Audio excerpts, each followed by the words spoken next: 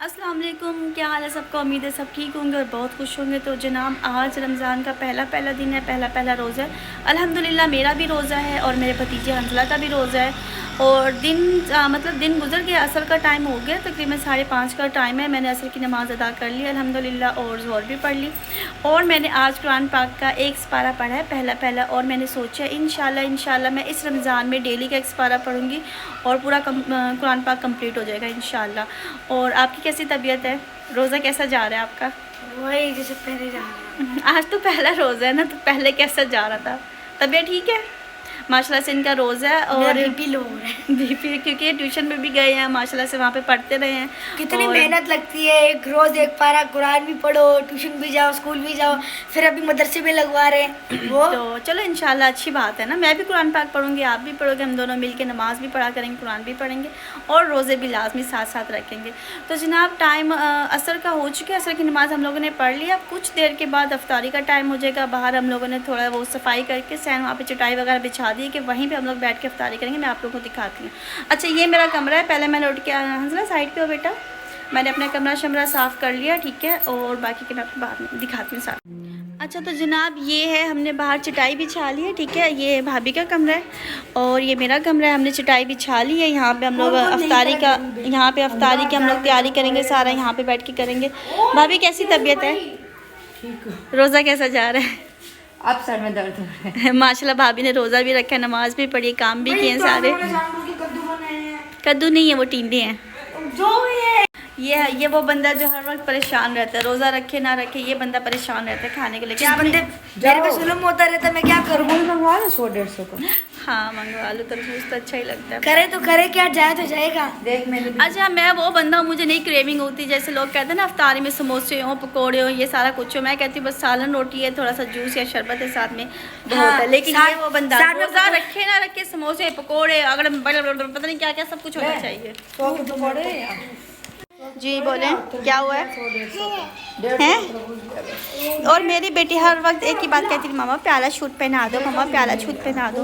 मानो आपके हाथ क्यों ठंडे हो रहे हैं बेटा इतने ज़्यादा? क्या किया है? हैं? माइंड किया है? अच्छा कभी कभी ना इंसान का दिल बहुत ज़्यादा मायूस होने लगता है, उदास हो जाता है, परेशान हो जाता है और इंसान का किसी से बात करने का दिल नहीं करता। यहाँ तक कि इंसान अपने आप से भी भाग रहा होता है।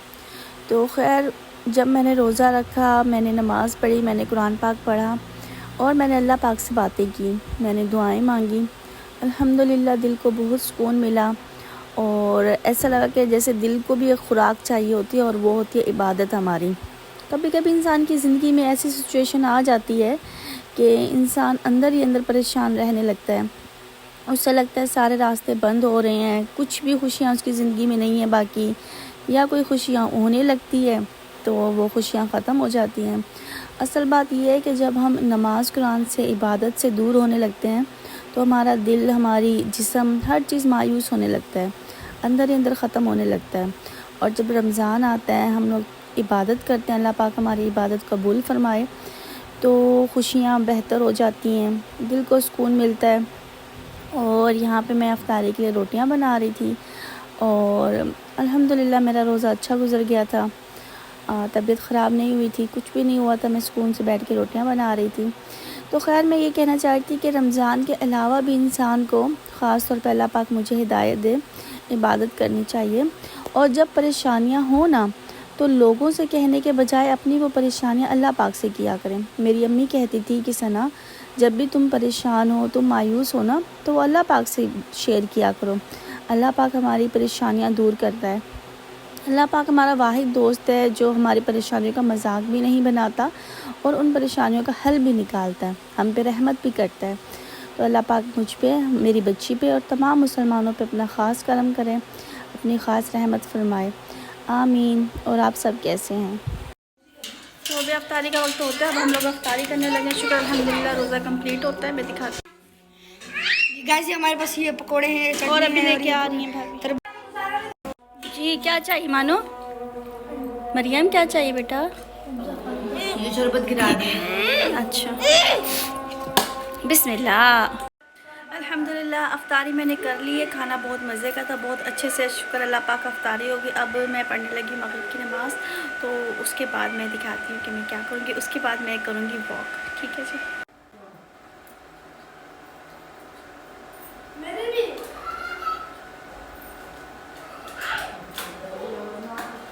ہاں جی الحمدللہ, تو میں نے نماز پڑھ لی ہے. تو اب میں یہ سوچ رہی ہوں جیسے افطاری وغیرہ کھا کے نا انسان مطلب, حالانکہ میں نے آج جو روزہ رکھا تھا نا, اس کی جو افطاری میں نے کی ہے, اس میں میں نے کھانے پینے پہ بہت کنٹرول رکھا ہے. کیونکہ میں نے پورے رمضان کا ایک ڈائٹ پلان سوچا ہوا ہے انشاءاللہ کہ میں نے شوگر بہت کم, مطلب نہ ہونے کے برابر شوگر لینی ہے. چاہے میں نے شربت ہو, کسی بھی چیز میں نے شربت نہیں پیا, میں نے صرف سادہ پانی پیا. ٹھیک ہے. اور شوگر میں نے سوچا میں بہت کم لوں گی, یا نہ لینے کے برابر, بالکل بھی نہیں کھانی میں نے شوگر. ٹھیک ہے. اور کھانے پہ بھی کنٹرول کیا ہے. جیسے پکوڑے سموسے انسان بہت زیادہ کھاتا ہے, میں نے بس چھوٹے چھوٹے سے 2 پکوڑے تھے بس وہ کھائے ہیں, اور بس کھانا کھایا ہے. مطلب میں نے ٹوٹل کھانا کھایا افطاری میں, اور تھوڑا سا پانی پیا ہے. تو اب میں ایک تو گرین ٹی بنا کے وہ پیوں گی میں. ٹھیک ہے. گرین ٹی کے بعد میں واک کروں گی. That's it. یہ انشاءاللہ میرے ڈیلی کی روٹین ہوگی, اور پورے رمضان میں یہی رہے گی, کیونکہ میں نے ویٹ بھی لوز کرنا ہے, اور انشاءاللہ میں نے روزے بھی رکھنے, عبادت بھی کرنی ہے, جو میرا مائنڈ سیٹ ہے انشاءاللہ. تو ابھی ہم لوگ چلتے ہیں, گرین ٹی بناتے ہیں.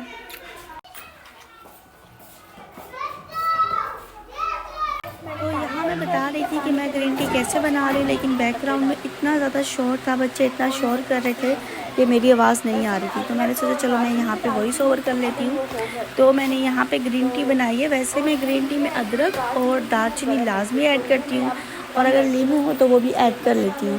لیکن فی الحال میرے خیال سے تینوں چیزیں نہیں تھیں, تو میں کیا کرتی ہوں, اگر نہیں بھی ہوتی نا, میں صرف اور صرف پانی کے اندر گرین ٹی بوائل کر لیتی ہوں, اور اس میں چینی شامل نہیں کرتی. پہلے میں چینی ڈالتی تھی, لیکن اب میں نے چینی ڈالنا چھوڑ دیا. اس سے یہ ہوگا کہ اگر ہم چینی شامل کر لیتے ہیں تو میرے خیال سے اتنا فائدہ نہیں ہوتا چینی ڈالنے سے. تو چینی نہیں ڈلتی تو اس میں یہ قہوہ جو کافی حد تک کڑوا بنتا ہے, جو سب نہیں پی سکتے ہیں. جیسے میری بھابھی نہیں پیتی ہیں, باقی لوگ نہیں پیتے ہیں, لیکن میں کڑوا قہوہ بھی پی لیتی ہوں. اور چینی کو میں نے تقریباً بائے بائے کر دیا ہے. اور یہاں میرا گرین ٹی میرا گرین ٹی بن چکا ہے. ہاں جی, تو میری یہ گرین ٹی تیار ہوگی, اور یہ سارا کپ میں پیوں گی. جی تو یہ میری گرین ٹی تیار ہوگی, دیکھیں. اچھا, اس میں میں نے شوگر ایڈ نہیں کی ہے, اس میں صرف گرین ٹی ایڈ کی ہے, اور یہ تھوڑی سی کڑوے ذائقے کی ہوتی ہے. سب کے بس کی بات نہیں ہے اس گرین ٹی کو پینا. یہ میں پیتی ہوں کیونکہ میں محنت کر رہی ہوں وزن کم کرنے کے لیے. اور یہ روٹین انشاءاللہ میری رمضان میں تو ضرور رہے گی, کہ میں نے افطاری کے بعد, ایک تو افطاری زیادہ نہیں کرنی. ٹھیک ہے. اور اس کے بعد میں نے واک کرنی, گرین ٹی لازمی پینی ہے, مسٹ ہے. اس کو پینے کے بعد میں ابھی جا کے واک کروں گی, اس کے بعد میں جا کے سو جاؤں گی. تو میرے ویلوگ کا اور میرے دن کا یہیں پہ اینڈ ہوتا ہے جی. آپ اپنا سب کا بہت بہت خیال رکھیے گا, خوش رہیے گا جی. بائے بائے, اللہ حافظ.